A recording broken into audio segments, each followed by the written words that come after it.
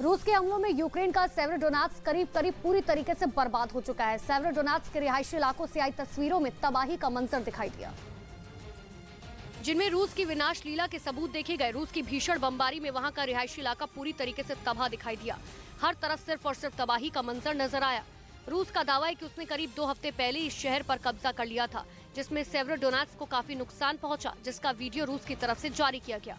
वहां कहीं सड़कों पर मिसाइलों के शल बिखरे दिखे तो कहीं जले हुए वाहनों का मलबा नजर आया। बताया गया कि इस वक्त सेवेरोडोनेट्स्क में ना तो पानी है ना ही बिजली। ऐसे में रूस लोगों की मदद का दावा कर रहा है और सेवेरोडोनेट्स्क के नागरिकों के बीच राहत सामग्री बांट रहा है।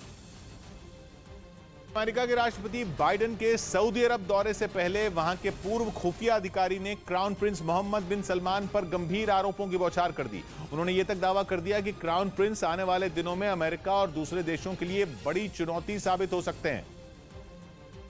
और अमेरिका के एक टीवी चैनल को दिए एक इंटरव्यू में उन्होंने क्राउन प्रिंस को सनकी और किला बता दिया। इंटरव्यू के दौरान सऊदी अरब की खुफिया एजेंसी में नंबर 2 पर रह चुके साद अल जाबरी ने दावा किया कि क्राउन प्रिंस मोहम्मद बिन सलमान के पास खतरनाक लोगों का एक गैंग है जिसे टाइगर स्क्वाड कहा जाता है, जिसमें शामिल लोग क्राउन प्रिंस के आदेश पर लोगों को अगवा करने या उनकी हत्या करने का काम करते हैं। कनाडा में रह रहे साद अल जाबरी ने खुद की जान को भी उनसे बड़ा खतरा बताया और इसकी वजह भी बताई। He fears my information. असल में इससे पहले साद अल जाबरी क्राउन प्रिंस पर किंग शाह अब्दुल्ला की हत्या करवाने की कोशिश का भी आरोप लगा चुके हैं। वो आरोप साबित करने के लिए अपने पास एक वीडियो मौजूद होने का भी दावा करते रहे हैं।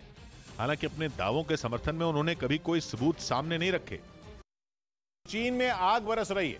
खबर है कि चीन के कई शहरों में गर्मी पुराने सारे रिकॉर्ड तोड़ रही है। हालत यह है कि वहां के मौसम विभाग ने कई शहरों में गर्मी का रेड अलर्ट जारी किया और लोगों से घरों में रहने की अपील कर दी, जिसकी सबसे बड़ी वजह यह है कि अस्पतालों में बड़ी संख्या में लोगों को हीट स्ट्रोक की वजह से भर्ती कराना पड़ रहा है। चीन के सबसे बड़े शहर शंघाई में पारा 150 साल का रिकॉर्ड तोड़ चुका है। शंघाई नहीं, सिचुआन प्रांत में भी हालत खराब है। गर्मी ने कई शहरों में आपातकाल जैसे हालात बना दिए हैं। चीन के 1-2 नहीं बल्कि कई ऐसे शहर हैं जहां पर लोगों से घरों में रहने की अपील की गई है। अस्पतालों में बढ़ते मरीज वहां की एजेंसियों की टेंशन बढ़ा रहे हैं। चीन के शहरों में गर्मी का ऐसा हाहाकार पहले कभी नहीं देखा गया। वहां के लोगों के लिए खुले में निकलना ही जान दांव पर लगाने जैसा साबित हो रहा है। खासतौर पर दक्षिणी चीन के कई शहर ऐसे हैं जहां हालात तेजी से बिगड़ रहे हैं, जिसकी वजह से लोगों को कई तरह की बीमारियां अपनी चपेट में ले रही हैं। अलग अलग शहरों में कुल मिलाकर 100 से ज्यादा लोगों को अब तक अस्पताल में भर्ती कराए जाने की खबर है। वहां के डॉक्टरों के मुताबिक अगर गर्म मौसम की वजह से शरीर का तापमान 40 डिग्री के पार चला जाए और दिमाग काम करना बंद कर दे तो उसे हीट स्ट्रोक कहा जाता है। और ऐसा वहां के कई लोगों के साथ हो चुका है।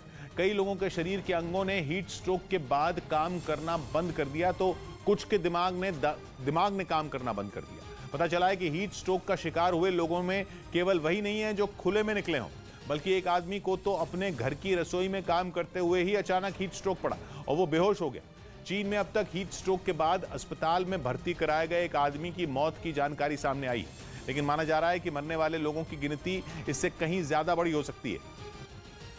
कानपुर के जाजमऊ से हैरान करने वाली कुछ तस्वीरें सामने। वहां जमीन विवाद को लेकर बवाल हो गया। 2 पक्षों के लोगों के बीच जमीन पर कब्जे को लेकर जमकर मारपीट हुई और दोनों पक्षों के लोगों ने एक दूसरे पर ताबड़तोड़ डंडों से वार किए।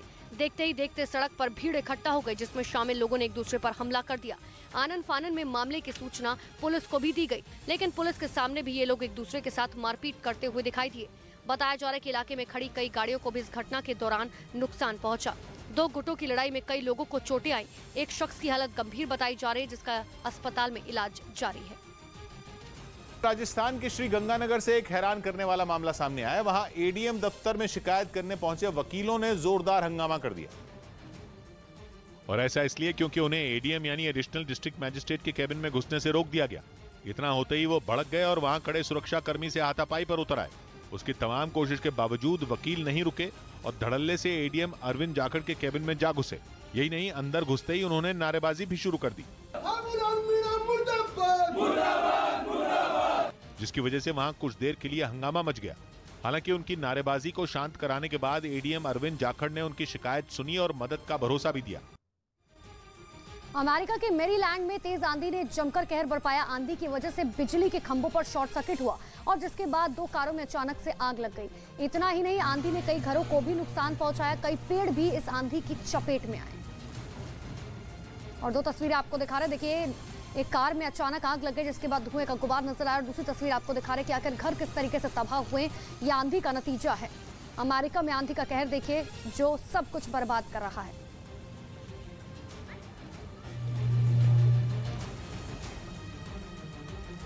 नेपाल की राजधानी काठमांडू के एक गोदाम में भीषण आग लग गई। देखते ही देखते धुएं का गुबार आसमान में दिखाई देने लगा, जिसे देखते ही हड़कंप मच गया। ये आग बहुत ही भीषण थी, जिसको देखने के बाद हर कोई हैरान हो गया। बताया गया कि आग एक व्हीलचेयर गोदाम में लगी थी। बाद में आग को दमकल विभाग ने काफी मशक्कत के बाद काबू कर लिया और इस आग से 30 करोड़ की संपत्ति का नुकसान बताया जा रहा है। इधर द्रौपदी मुर्मू चुनाव प्रचार करने जयपुर पहुंची। एनडीए की राष्ट्रपति पद की उम्मीदवार द्रौपदी मुर्मू ने राजस्थान बीजेपी के नेताओं से मिलकर अपने पक्ष में वोट मांगे। अब द्रौपदी मुर्मू दोपहर 12 बजे मुंबई में बीजेपी और सीएम एकनाथ शिंदे के गुट से जुड़े विधायकों से मुलाकात करेंगी। इस बीच राष्ट्रपति चुनाव से पहले प्रधानमंत्री मोदी ने दिल्ली में राष्ट्रपति रामनाथ कोविंद से मुलाकात की। उधर यूपी के हरदोई से हैरान करने वाला वीडियो सामने आया। वहां मामूली विवाद के बाद दो पक्षों के बीच जमकर मारपीट हो गई, जिसमें पुरुषों से लेकर महिलाएं तक शामिल दिखी। सोशल मीडिया पर मारपीट का ये वीडियो वायरल हो गया, जिसमें कुछ लोग एक दूसरे को पीटते दिखे। किसी के हाथों में लाठी दिखी तो कोई तसले से वार करता दिखा। हमले के दौरान गंभीर चोटें भी लग सकती हैं। इससे बेपरवाह लोग बस एक दूसरे को पीटते हुए नजर आए। बताया जा रहा है कि संग्राम मनरेगा मजदूरी को लेकर हुआ। पहले दो पक्षों के बीच मामूली कहासुनी हुई, फिर देखते ही देखते लोग लाठी और तसले लेकर एक दूसरे से भिड़ गए। हालांकि पुलिस से इस मारपीट की शिकायत नहीं की गई। खबर है कि इसके बावजूद जांच और कार्रवाई के निर्देश दे दिए गए हैं। दो पक्षों में चोरों को बनाने के लेकर मारपीट हो रही है। थानाध्यक्ष को निर्देशित किया गया है कि वीडियो का पता लगाएं और जो भी इसमें दोषी है उनके खिलाफ कार्रवाई करें। किसी ने इस मारपीट का वीडियो बना लिया और उसको सोशल मीडिया पर वायरल कर दिया।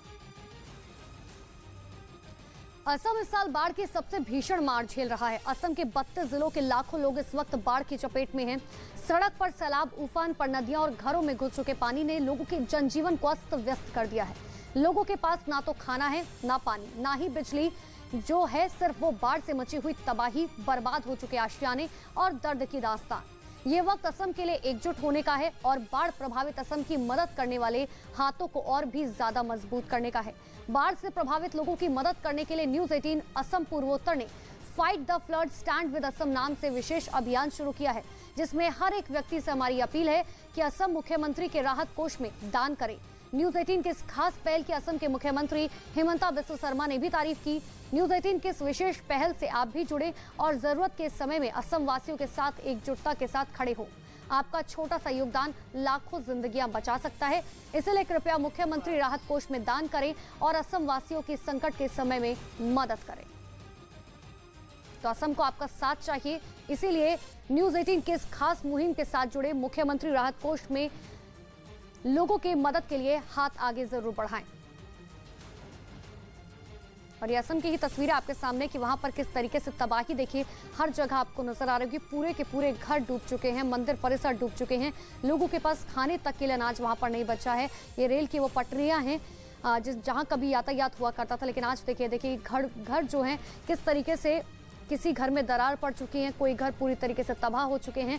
और ये सड़कें जहां कभी गाड़ियां चलती थी, आज देखिए किसी तरीके से लोग जो हैं यहां पर इन पानी के बीच में चलने को मजबूर हैं। और ये मुख्यमंत्री राहत कोष का जो जानकारी है वो हम आप तक पहुंचा रहे हैं ताकि आप मदद के लिए आगे आएं। I express my deep gratitude to News 18 for bringing a national concern for the flood victims of Assam.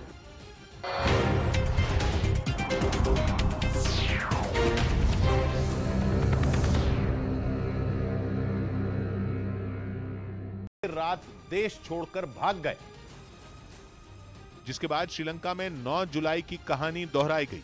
प्रदर्शनकारी दौड़ते हुए उसी तरह प्रधानमंत्री आवास की ओर बढ़े जैसे राष्ट्रपति भवन की ओर बढ़े थे। कोलंबो में प्रधानमंत्री आवास पर कब्जा करने का अंदाज भी कमोबेश 9 जुलाई जैसा ही था। लोग पीएम आवास में घुसे और देश का झंडा लेकर दीवारों पर चढ़ गए। इस बीच भीड़ को रोकने के लिए पुलिस और सुरक्षा बल भी सड़क पर दौड़ते दिखे। उन्होंने संसद भवन और पीएम आवास के बाहर सुरक्षा का घेरा बनाया था, लेकिन वो भीड़ को रोक नहीं पाए। गुस्साए लोगों ने न आंसू गैस के गोलों की परवाह की और न गोलियों की। भीड़ को देखकर लगा कि उसके सर पर खून सवार है, क्योंकि जिस गोटाबाया राजपक्षे के खिलाफ वो कानूनी कार्रवाई की मांग कर रहे थे वो देश छोड़कर जा चुके थे। इन लोगों की यह भी मांग थी कि रानिल विक्रमसिंघे अपना पद छोड़ दें, लेकिन वो भी नहीं हुआ। उल्टा रानिल विक्रमसिंघे श्रीलंका के कार्यकारी राष्ट्रपति बन गए और इस बात ने आग में घी डालने का काम किया। लोगों का पारा इतना चढ़ा कि वो उग्र हो गए। All people don't president. पहले ये लोग शांतिपूर्ण प्रदर्शन कर रहे थे, लेकिन जब रानिल विक्रमसिंघे ने सड़कों पर पुलिस की फौज उतार दी तो प्रदर्शन करने वालों ने ईंट का जवाब पत्थर से दिया। गोलियों की तड़तड़ाहट के बीच वो बिना डरे पुलिस से भिड़ गए।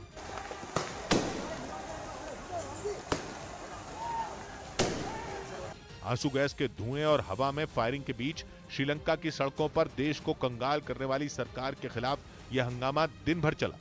इन लोगों ने राष्ट्रपति भवन के बाद प्रधानमंत्री आवास पर कब्जा कर लिया, जिसके बाद प्रदर्शनकारियों ने श्रीलंका के सरकारी टीवी चैनल पर भी कब्जा कर लिया।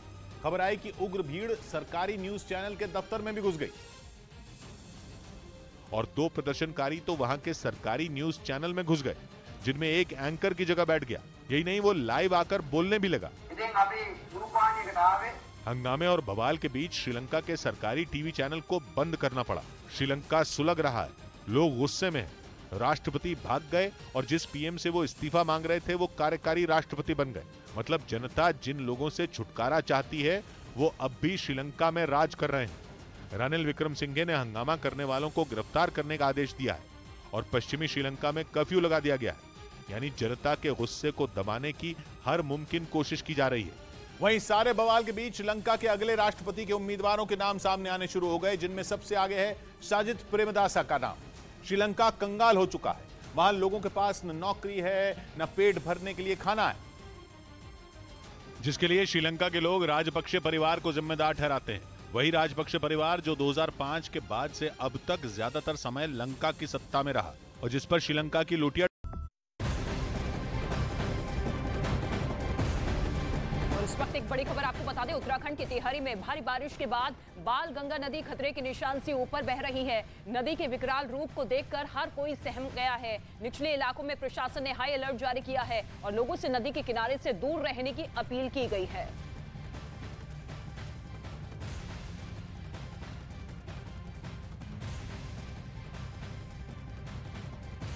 प्रदेश के कई राज्यों में बारिश, बाढ़ से हालात बिगड़े हुए हैं। राहत की बारिश लोगों के लिए अब परेशानी का सबब बन चुकी है। बरसाती नदी नाले उफान पर है और घरों में पानी ने डेरा डाल दिया है। मध्य प्रदेश के खंडवा में सैलाब की चपेट में एक मोटरसाइकिल सवार आ गया। नदी पार करते हुए पानी के तेज बहाव में बाइक समेत युवक बह गया, जिसका लोगों ने वक्त रहते रेस्क्यू कर लिया। वहीं मध्य प्रदेश के हरदा में तो सड़कों से लेकर घरों तक में पानी का प्रहार लोगों की मुश्किलें और भी ज्यादा बढ़ाने पर तुला है। हालात ये हो चुके हैं कि लोगों को कहीं भी आने जाने के लिए नाव का सहारा लेना पड़ रहा है।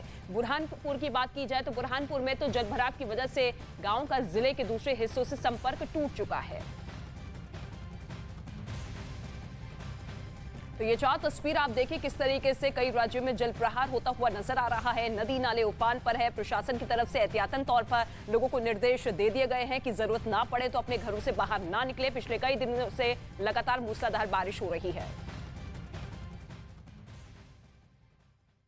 कि श्रीलंका में इस समय जो तनावपूर्ण माहौल है उसमें साजिद प्रेमदासा की राह कठिन नहीं होगी, लेकिन इस बात को भी नकारा नहीं जा सकता कि राजपक्षे परिवार पर्दे के पीछे से सत्ता में रहना चाहेगा, जिसके लिए वो अपना उम्मीदवार मैदान में उतार सकता है। वैसे अब तक उससे जुड़ा कोई नाम सामने नहीं आया है, क्योंकि देश छोड़कर भागने वाले गोटाबाया राजपक्षे दर दर की ठोकरें खा रहे हैं। खबर आई थी कि वो कुछ लोगों के साथ देर रात मालदीव पहुंचे थे, लेकिन वहां उनका जबरदस्त विरोध हुआ, जिसके बाद पता चला कि वो मालदीव से सिंगापुर रवाना होने वाले हैं। यानी श्रीलंका पर राज करने वाला राजपक्षे परिवार अब देश देश घूमकर आशियाना तलाश रहा है। इससे पहले खबर आई कि गोटाबाया कुछ लोगों के साथ मालदीव इसलिए गए क्योंकि वहां के पूर्व राष्ट्रपति और मौजूदा स्पीकर मोहम्मद नशीद से उनके करीबी रिश्ते हैं और इसी वजह से गोटाबाया मालदीव गए। लेकिन खबर है कि विरोध के बाद वो वहां नहीं रह पाएंगे। खबर है कि गोटाबाया साउथ एशिया के किसी देश में पनाह लेंगे, लेकिन ये अब तक पक्का नहीं है, क्योंकि कहा जा रहा है कि श्रीलंका को हिंसा की आग में झुलसता छोड़कर भागने वाले गोटाबाया को कोई देश अपने यहां एंट्री नहीं देना चाहता।